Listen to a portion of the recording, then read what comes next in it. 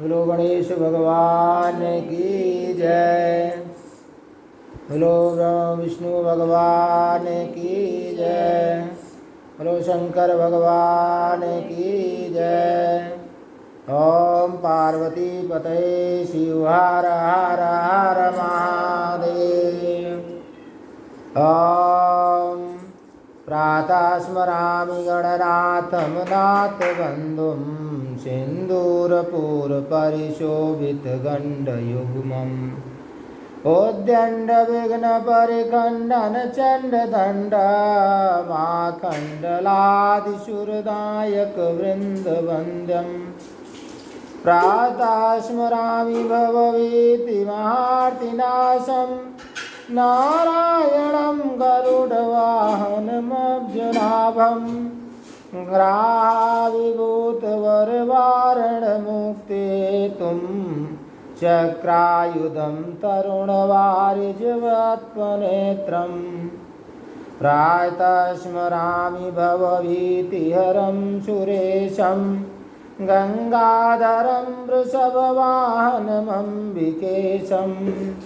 खट्वाङ्गशूलवरदाभयहस्तमीशं संसाररोगहरमौषधमद्वितीयम् प्रातः स्मरामि शरदिन्दुकरोज्ज्वलाभां श्रद्धत्नमर्मकरकुण्डलहारभूषां दिव्यार्युदूर्जितसुनीलसहस्रहस्तां रक्तोत्पलाभचरणां भवतीं परेशां प्रातः स्मरामि कलतस्य वितुर्वरेण्यं रूपं विमण्डलमृचोऽथ तनूर्यजूषिं सामान्यस्य किरणां प्रभवादिहेतुं ब्रह्मारात्मकमलक्ष्यमचिन्त्यलक्ष्यरूपं ब्रह्मा मुरारिस्त्रिपुरान्तकारी मानुषसी भूमिसुतो बुधस्य गुरुस्य शुक्रः शनिराहुकेतवः कुर्वन्तु सर्वे मम सुप्रभातम् हे गुरुवसिष्ठः क्रतुरङ्गिरास्य मनुपुलस्त्यापुलहस्य गौतमः रैम्यो मरीचिस्य वनस्य दक्षः कुर्वन्तु सर्वे मम सुप्रभातम् सनत्कुमारः शनकः सनन्दनः सनातनो व्यासुरिपिङ्गलौ च सप्तस्वराः सप्तरसातलानि कुर्वन्तु सर्वे मम सुप्रभातम् सप्ताण्डवा सप्तकुलाचलाश्च सप्तार्चयो द्वीपवनानि सप्त भूरादिकृत्वा भुवनानि सप्त कुर्वन्तु सर्वे मम सुप्रभातम्। बोलो वृंदावन बिहारी लाल की जय। ओम वंशे विभूषित करान्नवनीरदावात् पीताम्बरधरुणबिम्बफलाधरोष्टात् पूर्णेन्दुसुन्दरमुखादरविन्दनेत्रात् कृष्णात् किमपि तत्त्वमहं न जाने। ॐ कड ॐ विष्णवे नमः। ॐ नमो भगवते वासुदेवाय। ॐ नमो भगवते वासुदेवाय। श्रीमन्महागणाधिपतये नमः। लक्ष्मीनारायणाभ्यां नमः। उमामहेश्वराभ्यां नमः। वाणीहिरण्यगर्भाभ्यां नमः। शचीपुरन्दराभ्यां नमः। इष्टदेवताभ्यो नमः। कुलदेवताभ्यो नमः। मातृपितृचरणकमलेभ्यो नमः। वास्तुदेवताभ्यो नमः। स्थानदेवताभ्यो नमः। सर्वेभ्यो देवेभ्यो नमः। सर्वेभ्यो पितृभ्यो नमः सर्वेभ्यो ब्राह्मणेभ्यो नमः। ओम सिद्धि बुद्धि सहिता श्रीमन्महागणाधिपतये नमः। कार्तिक महात्म्य व्रत कथायाम वंदे नवघनश्यामं पीतकौशेयवाससं सानन्दं सुन्दरं शुद्धं श्रीकृष्णं प्रकृते परं बीजं नानावताराणां सर्वकारणकारणं वेदावेद्यं वेदबीजं वेदकारणकारणं। बोलो कृष्ण भगवान की जय। कार्तिक महात्म्य की व्रत कथा। कार्तिक महात्म्य की व्रत कथायाम प्रथमो अध्याय। प्रथम अध्याय में एक समय नैमिषारण्य में वास करने वाले 88,000 ऋषियों ने सर्वशास्त्रों के ज्ञाता श्री सूत जी से प्रार्थना करते हुए आग्रह किया कि प्रभु इस घोर कलयुग में रक्षा का कोई सरल और सुगम उपाय बताएं। तब सूत जी बोले कि हे श्रेष्ठ ऋषियों, इस प्रश्न को सबसे पहले नारद जी ने जगत पिता श्री ब्रह्मा जी से पूछा था। नारद जी ने कहा था कि हे पितामह, कृपा कर कलयुग से रक्षा और घोर कलयुग में प्राणी मात्र कम किए का अधिक फल पा सके ऐसा कोई उपाय बताएं। कलयुग में कौन सा देव सर्व फलदायी है, कौन सा तीर्थ सबसे अधिक पुण्यदायी और कौन सा माह श्रेष्ठ है। कृपा करके विस्तार से यह सब बताएं जिससे लोगों का हित हो सके। हे वत्स, लोकहित में किया गया तुम्हारा यह प्रश्न बहुत ही उपयोगी है। श्री ब्रह्मा जी ने कहा कि मैं विस्तार से इसका उत्तर दूंगा। ब्रह्मा जी ने कहा कि हे पुत्र, देवों में कौन बड़ा है और कौन छोटा है कहना कठिन है। इसी प्रकार तीर्थों में भी हर एक तीर्थ का अपना अलग महत्व है और वर्ष के 12 माह सृष्टिकर्ता की रचना होने से इनमें छोटा बड़ा अथवा शुभ अशुभ सोचना भी ठीक नहीं है। फिर भी हे मुनि श्रेष्ठ, उस परम पिता परमात्मा के विष्णु स्वरूप को साधकों ने श्रेष्ठ माना है। इसी प्रकार तीर्थों में भी बद्रीनाथ धाम और मासों में कार्तिक मास को उत्तम माना है। हे पुत्र, वही देव, वही माह और वही तीर्थ उत्तम है जिसके सहारे हम परम पिता का स्मरण करें। इसी प्रकार जगदीश्वर की सेवा करने का अवसर मिलना ही महत्वपूर्ण है। यह सुनकर नारद जी ने पूछा कि हे पितामह, जो भक्त किसी समय विशेष में व्रत, दान, कथा, कीर्तन अथवा शास्त्रों का पठन पाठन करना चाहे तो इसके लिए शुभ माह कौन सा है? किस समय में किए गए ये कार्य शीघ्र एवं फलदायी होते हैं? हे वत्स, श्री ब्रह्मा जी ने भगवान श्री कृष्ण का स्मरण कर कहा कि मैं तुम्हें भगवान श्री विष्णु को सर्वाधिक प्रिय माह कार्तिक माह का महात्म्य सुनाता हूँ। इस कार्तिक मास में भगवान विष्णु की प्रसन्नता के लिए जो व्रत अथवा पूर्ण कर्म किए जाते हैं उनका कभी नाश नहीं होता।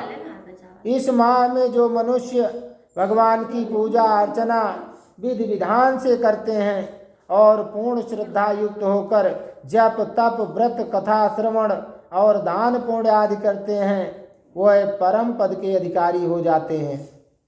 हे नारद, सभी देहों में मानव देह पाना बड़े सौभाग्य की बात है। इस दुर्लभ मानव योनि को पाकर पुनः निम्न योनि में ना जा पड़ने के इच्छुक व्यक्ति को चाहिए कि वो कार्तिक माह का व्रत करे, श्रद्धा भक्ति से भगवान की पूजा करे और इस भवसागर को पार कर देवत्व प्राप्त करे। श्री ब्रह्मा जी पुनः बोले कि हे भक्त शिरोमणि, कार्तिक जैसा माह, गंगा जैसा तीर्थ, सतयुग जैसा युग और वेदों जैसा शास्त्र दूसरा कोई नहीं है। इसी प्रकार अन्नदान जैसा दूसरा कोई दान नहीं है। न्याय एवं परिश्रम से कमाए धन को दान करने के लिए कार्तिक मास ही सबसे उत्तम है। इस जैसा दूसरा कोई माह नहीं है। हे नारद, इस मास में पराया अन्न न खाना चाहिए। ऐसा करने वाला अतिकृच्छ व्रत का फल पाता है।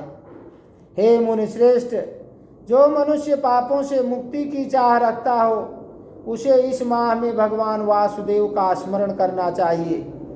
शिवालयों में जाकर भजन कीर्तनाद एवं शास्त्रों का श्रवण करना चाहिए। कार्तिक माह में श्रद्धालु को नित्य ब्रह्म मुहूर्त में स्नान करना चाहिए और आपत्ति काल में मार्जन मात्र से संतुष्ट होकर भगवान शालिग्राम का ध्यान करना चाहिए। यह सुनकर नारद जी ने पूछा कि हे पितामह, क्या इस व्रत का उद्यापन भी करना चाहिए? हे पुत्र, ब्रह्मा ने कहा कि प्रत्येक व्रत के उद्यापन का विधान है।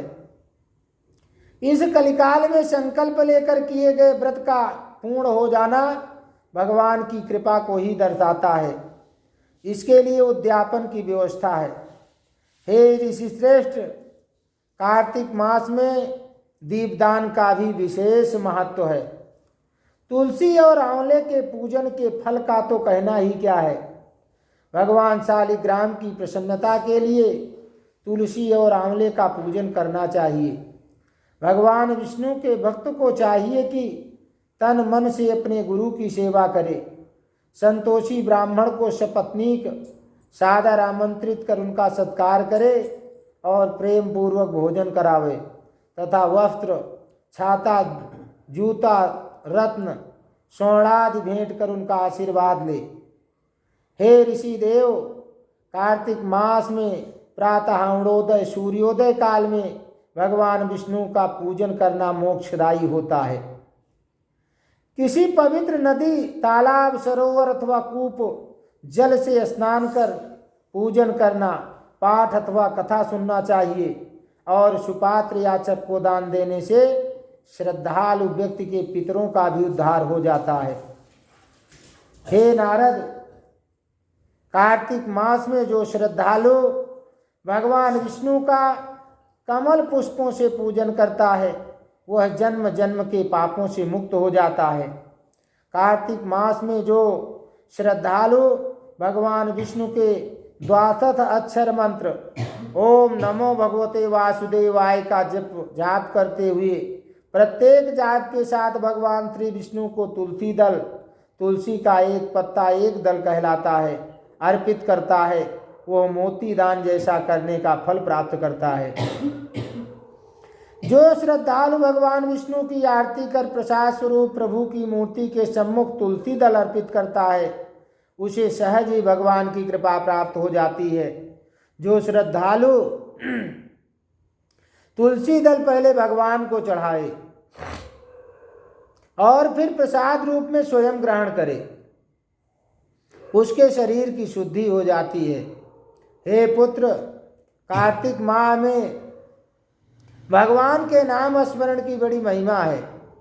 कार्तिक मास में सर्व पाप हारिणी श्रीमद् भगवत गीता का पाठ पढ़ना सुनना चाहिए।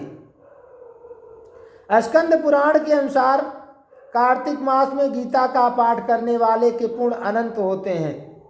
श्री ब्रह्मा जी ने कहा कि हे देव ऋषि, कार्तिक मास में व्रत करने का इच्छुक व्यक्ति ब्रह्म मुहूर्त में उठे और नित्य कर्मों से निवृत्त होकर किसी नदी, सरोवर या कुएं आदि पर जाकर स्नान करे।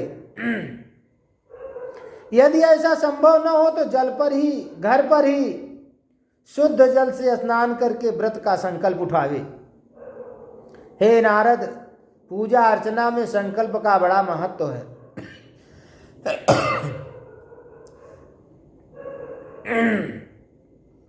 यह श्रद्धालु व्यक्ति की निष्ठा को बलवान बनाता है। यदि कोई श्रद्धालु स्वयं संकल्प न उठा सके तो पुरोहित की सहायता ले लेनी चाहिए। इसके बाद श्री राधा जी के साथ श्री कृष्ण भगवान की मूर्ति के सामने रखकर श्रद्धा भक्ति से उनका पूजन करना चाहिए। सबसे पहले श्री राधा कृष्ण जी का ध्यान करना चाहिए, तत्पश्चात उन्हें आमंत्रित करें। फिर चरण पखारने, आचमन और स्नान आदि के लिए जल अर्पित करें।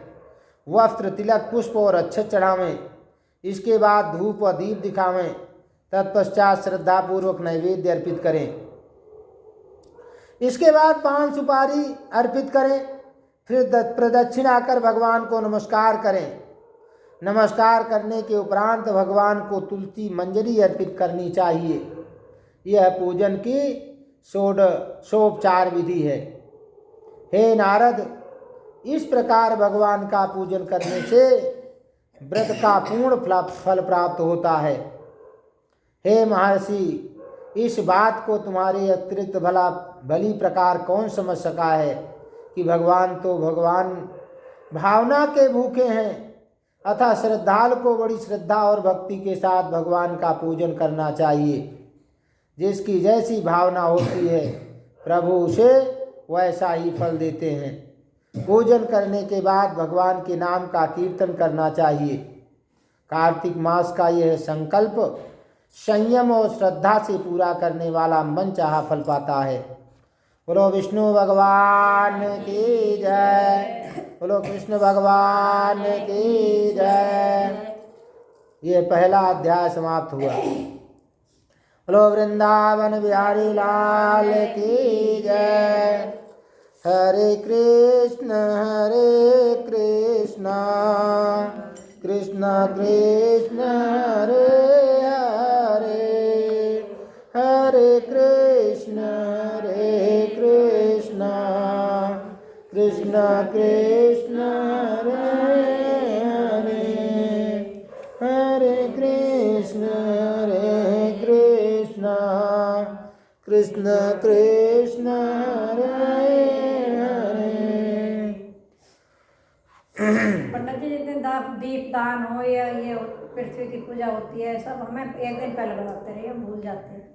अच्छा चलिए, अब थोड़ा कथा आ गया है। जाते रहो तो एक दिन पहले आदमी करते रहे। बोलो कृष्ण भगवान की जय। श्रीमद् भागवत गीता का पाठ सुनिए। ओम कृष्णाय वासुदेवाय हरे परमात्मने प्रणता क्लेशनाशाय गोविंदाय नमो नमः। अध्याय 1। धृतराष्ट्र उवाच धर्मक्षेत्रे कुरुक्षेत्रे साम्वेतायुत्सवः मामका पांडवाश्चैव किम कुर्वत संजय। धृतराष्ट्र ने कहा कि हे संजय, धर्म भूमि कुरुक्षेत्र में युद्ध की इच्छा से एकत्र हुए मेरे तथा पांडु के पुत्रों ने क्या किया।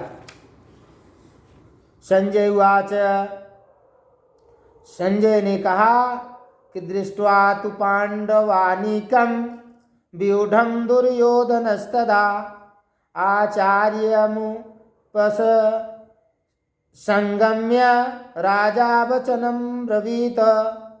संजय ने कहा कि हे राजन, पांडु पुत्रों द्वारा सेना की व्यूह रचना देखकर राजा दुर्योधन अपने गुरु के पास गया और उसने ये शब्द कहे, पश्यताम पांडुपुत्राणामाचार्य महतीं चमूं व्यूढ़ां द्रुपदपुत्रेण तव शिष्येण धीमता।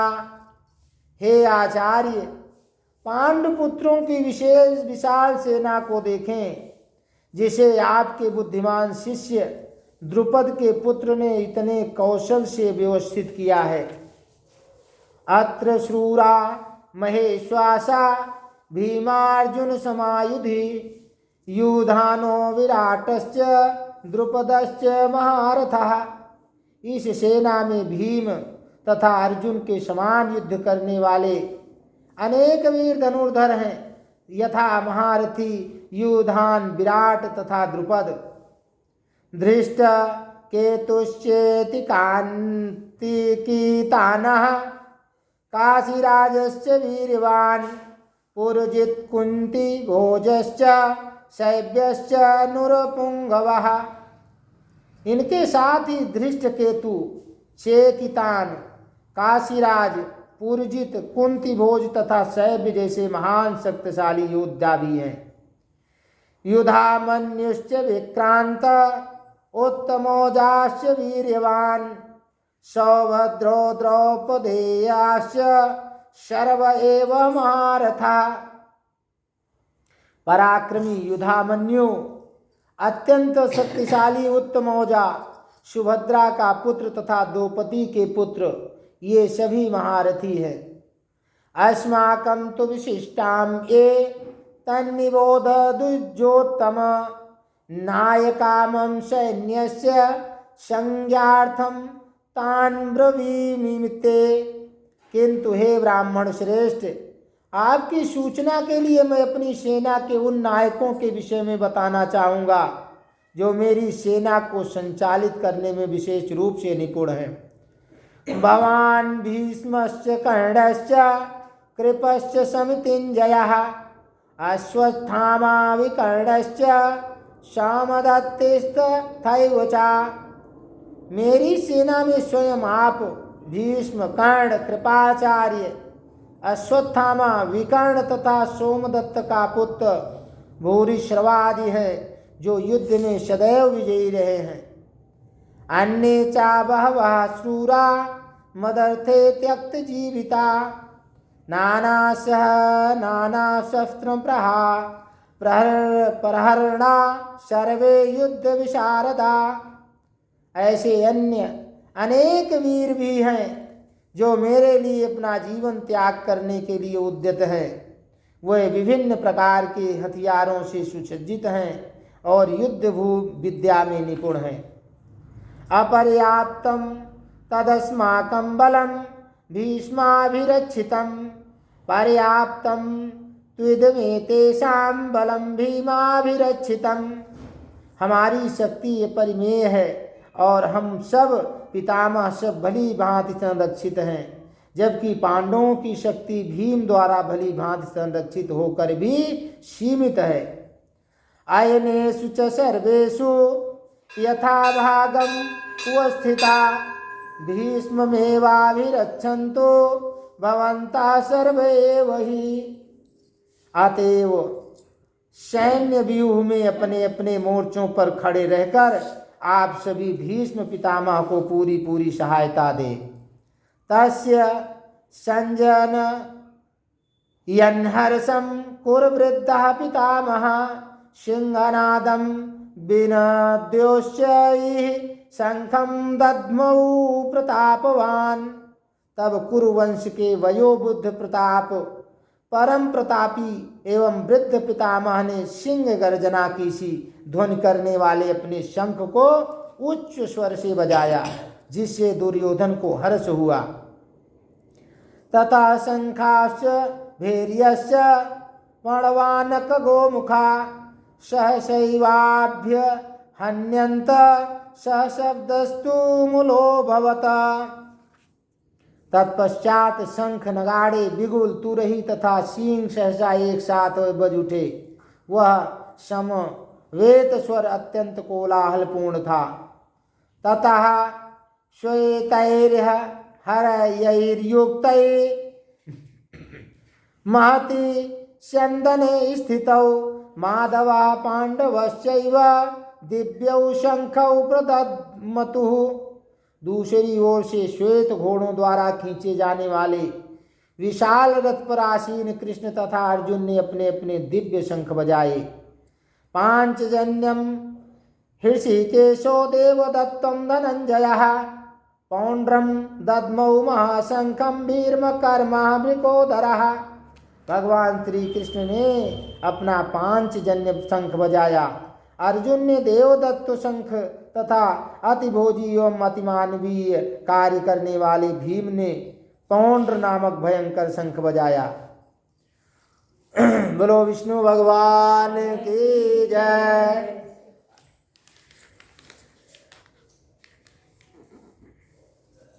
श्रीमन्नारायण नारायण नारायण भजमन्नारायण नारायण नारायण केशव नारायण नारायण नारायण लक्ष्मी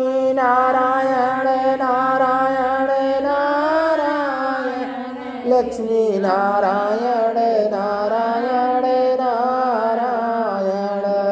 बोलो गणेश भगवान की जय। बोलो गौरी माता की जय। बोलो नंदी महाराज की जय। बोलो कार्तिकेय भगवान की जय। बोलो शंकर भगवान की जय। बोलो खाटू नरेश की जय। बोलो दुर्गे मातु की जय। बोलो विष्णु भगवान की जय। बोलो शालिग्राम भगवान की जय।